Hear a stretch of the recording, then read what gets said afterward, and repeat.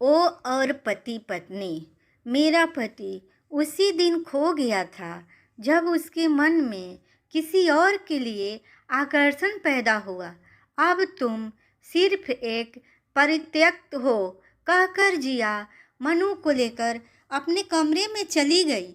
Office से लौटकर सौरभ रोज की तरह सोफे में धंसा चुपचाप बैठा था। जिया पानी लेकर आई और उससे इस तरह बैठा देखकर बगल में बैठते हुए सौम्यता से बोली, सौरभ क्या बात है? कुछ दिनों से परेशान दिख रहे हैं आप। पूछती हूँ तो टाल देते हैं। प्लीज़ बताइए, शायद कुछ मदद कर सकूं। हालांकि जिया को उम्मीद कम थी कि सौरभ कुछ बताएगा, फिर भी उसने सौरभ की हथेली अपनी हथेलिया में रखते हुए कहा, कह देने से मन हल्का हो जाता है। इस बार सौरभ ने जिया की ओर देखा, गहरी सांस ली और हल्के से बोला, तुम कहती हो कि तुम मेरी खुशी के लिए कुछ भी कर सकती हो? आंखों में प्रश्न के भाव लिए सौरभ जिया के चेहरे पर नजरें गड़ाए बैठा था।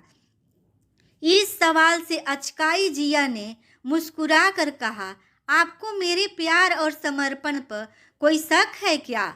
हाँ, मैं आपकी खुशी के लिए कुछ भी कर सकती हूँ। इस बार सौरभ ने अटकते हुए कुछ बेशर्म शब्दों को मुंह से निकाला। मैं सहकर्मी रिया से प्यार करता हूँ और वो भी। हम दोनों शादी करना चाहते। तुम समझ रही हो ना? बात पूरी होने तक जिया सौरभ का हाथ छोड़ चुकी थी। आंखें डबडबा रही थी और रक्तचाप गिरने की वजह से शरीर कांप रहा था। वो उठी और अपने कमरे में बंद हो गई। ये क्या हुआ? आखिर क्यों इतना प्रेम और समर्पण, फिर भी ऐसी नियति? ये वही सौरभ हैं जो उसके जॉब करने की बात पर बोला था कि तुम्हें मर्दों के साथ रहने का ज़्यादा शौक है क्या?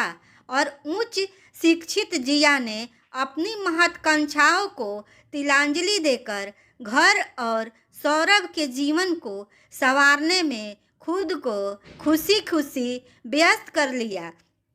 और आज जिया की आंखें रो रो कर सूज गई थी।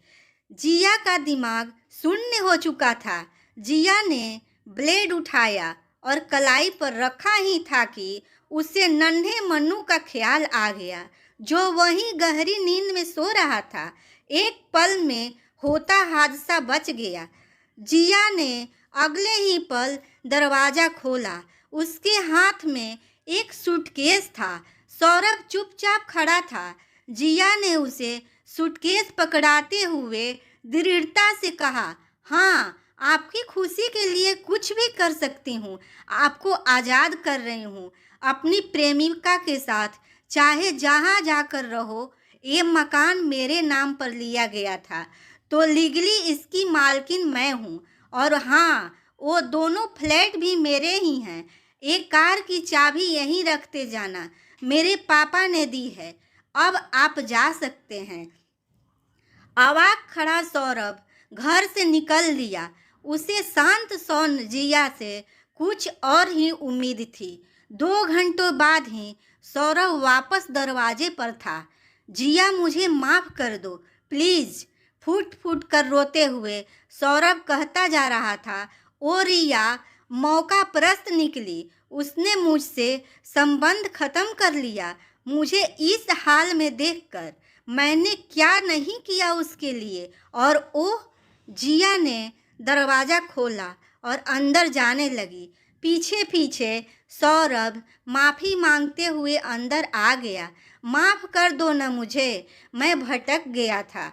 मौका परस्त तो तुम भी हो सौरभ, पर मैं तुम्हारे जैसे नहीं हूँ।